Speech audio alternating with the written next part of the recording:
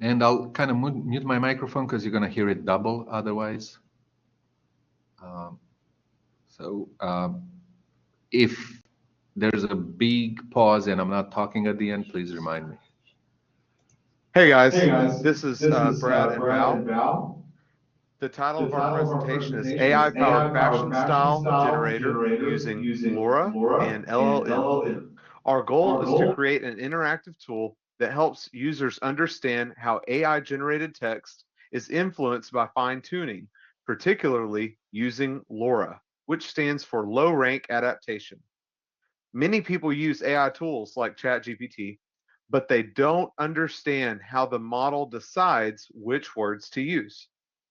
Our project will show how an AI model generates responses, compare a base model to a fine-tuned model, and highlight the differences in an easy to understand way. AI models generate text by predicting words based on probability. But what influences those probabilities? And how does fine-tuning change the way an AI responds? Right now, most people just see a response, but they don't see why certain words were chosen or how a fine-tuned model differs from the original. Our product visualizes this process so users can understand better how AI models adapt to different tasks. This is especially useful for students, researchers, and AI enthusiasts who want to explore how models change when trained on specific topics, like how a general chatbot's response differs from a medical chatbot's response.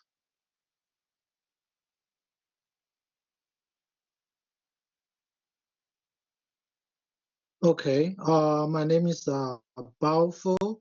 I'm a teammate of Goodnight. And during the project, we will explore deeper the LLM and LoRa. By doing so, we try to figure out or get a better understand how the LLM working. So our project with the title of AI-powered faction style generator using LoRa and LLM. So the first step is we collect the faction image. So we have the data set. We can have the faction data set like deep faction mist. And we also using the web scraping some real world image. And then we have the data set. We go to the second step. We train the LoRa on specific faction style.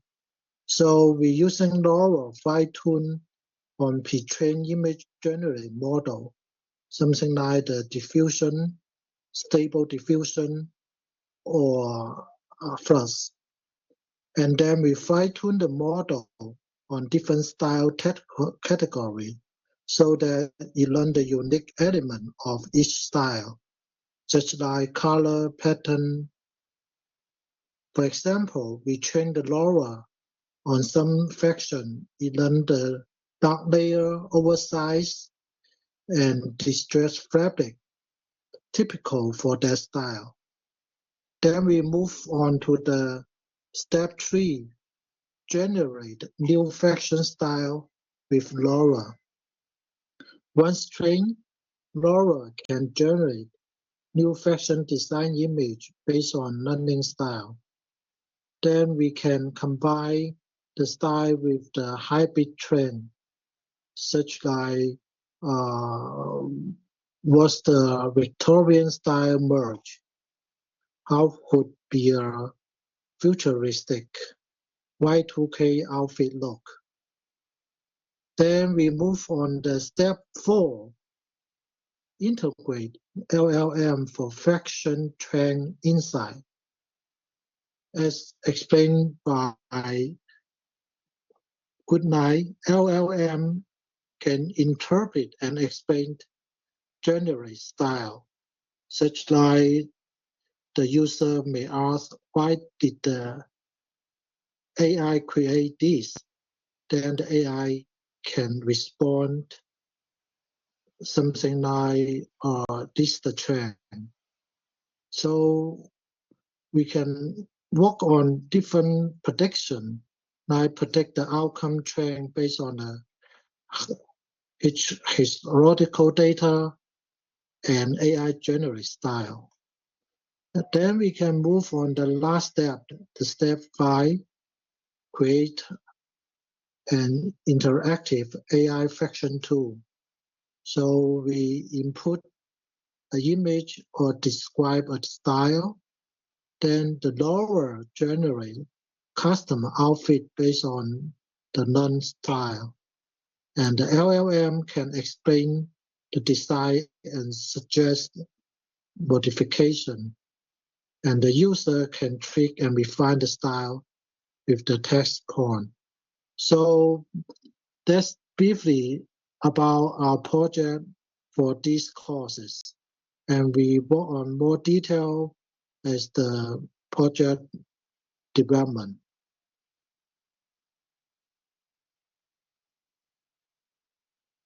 So we can move on the hardware and software consideration for the project. So for the hardware, we first consider the free tier, such as the cloud application. So we can using a Google Colab, Heygo, and also have GPU rental. But we also prefer the local PC. For example, we can using the low end the GPU like the RTX 3060. So by doing so, we can even take a little bit longer. We can have more control for the training.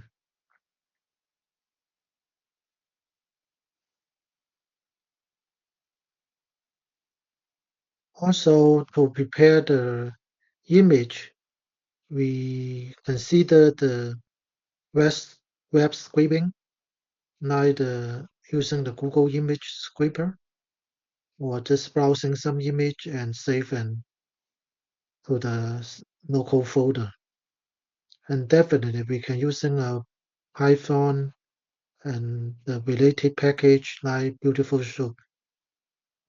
We might also consider scraping some fiction image from Instagram, Pinterest API. Meanwhile, we also consider the lower edge device. We make a survey, the price is not so expensive. So we at least we will consider in the document wise how to implement this kind of edge device into our design. Then we can consider the software, and we found that we can also using the fully open sources for the project. For example, the lower model training for fine tuning, the stable diffusion is free. Also, the Hugging Face for the model deployment is free. For the LLM, we can using Mistral, Llama, and the recent maybe DeepSeek.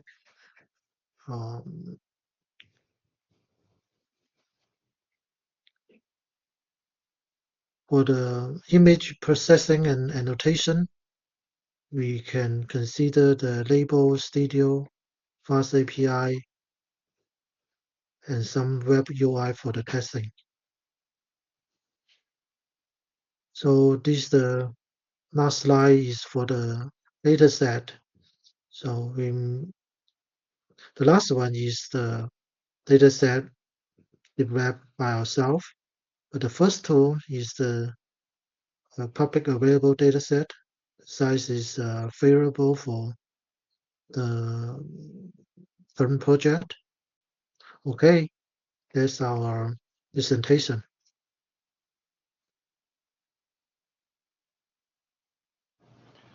Okay, here are my kind of, I thought I heard two different things.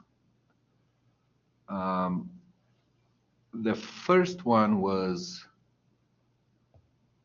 more on the probability of words. Why are certain words being picked?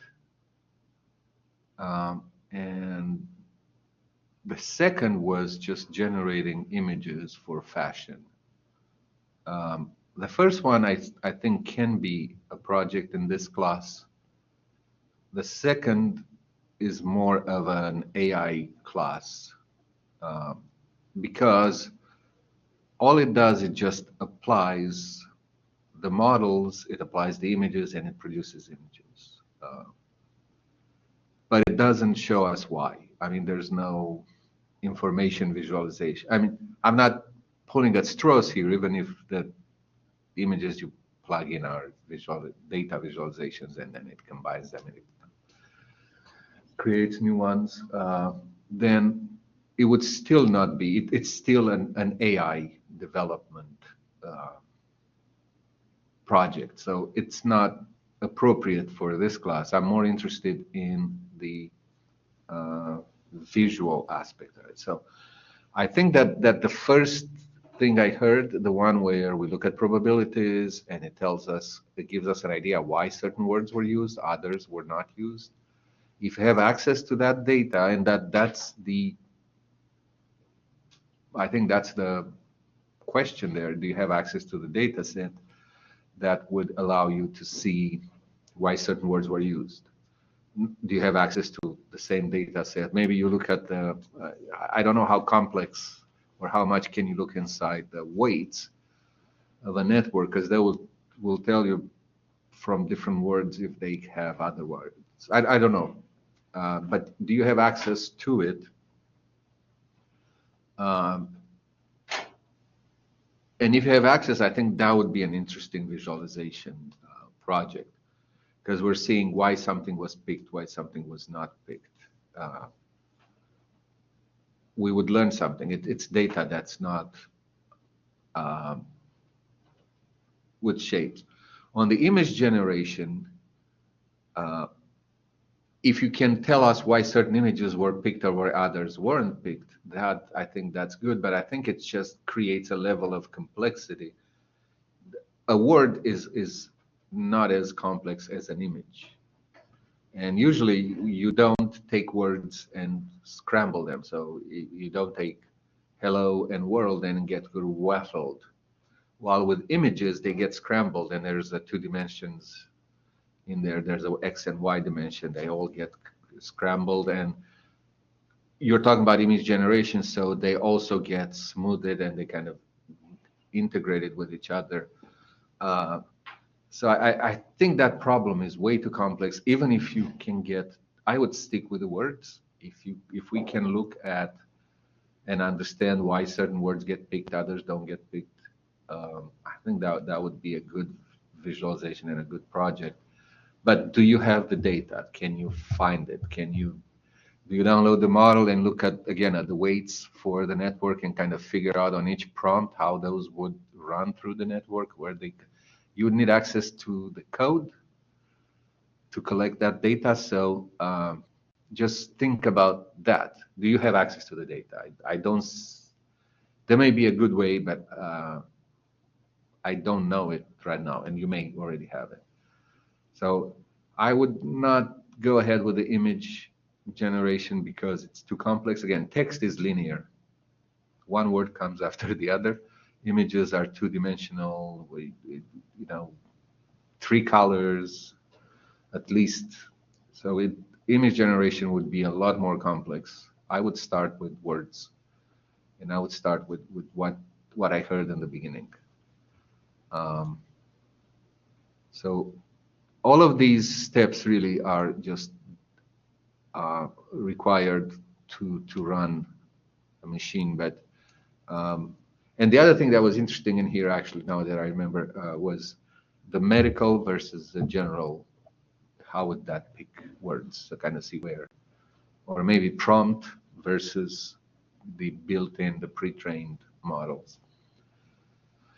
I really like the first part. The second part is going to be a lot more complex. I don't think you have the time in this semester if you look at, but definitely not the way it was presented. The way it was presented is an AI project. It's not a visualization project. So just training and generating and scraping the web and all that, it's not necessary for this. We have 2 more minutes this class, so one more. This is in general for everyone. I'm not sure if I mentioned it, but for the project, I don't mind you having parts of a project or work that you do in another course. I think it makes the whole project better, but I focus on the visualization. So if it takes 90% of your time to train a model and you spend the 10% just at the end of training the model to just create a bar chart, then I will focus more on the bar chart that you created. But if you're using that in another class, let's say you take an AI class and you're training a model in that class, or you take a data quality class, and in the data quality you're curating and doing all this other stuff. If you combine them, that's fine with me because the end result would look much better. You can double dip, you can present some of, as far as I'm concerned, but let the other teacher know as well, because they might not be okay with it. But as far as I'm concerned, you can double dip. However, just keep in mind that I am focused on the visualization. You're not going to get a lot more, if you're using if you have to train one of these models, or you're getting diffusers from Hugging Face and running it and spend the time with it, I would kind of consider the time to migrate from one to the other. But a lot of it, I'm not going to give you that credit. And you don't have to use that necessarily. But what I'm saying is, at the end of the day, it gets a bigger product. You can show it when you go out for an interview and say, look, this is much nicer than just showing a visualization on a static data set. And I'm okay with you double dipping as far as my class is concerned for academic integrity. If somebody comes and say, I'm fine, I already told you it's recorded. But just keep in mind, it can be 90% of something that's not part of this class. And I think the second part is almost 99% of something that's not part of this class, the one with the fashion image generator. The first part, I like the idea. I think that would be an interesting one. And it's 4:20, so Team B, I will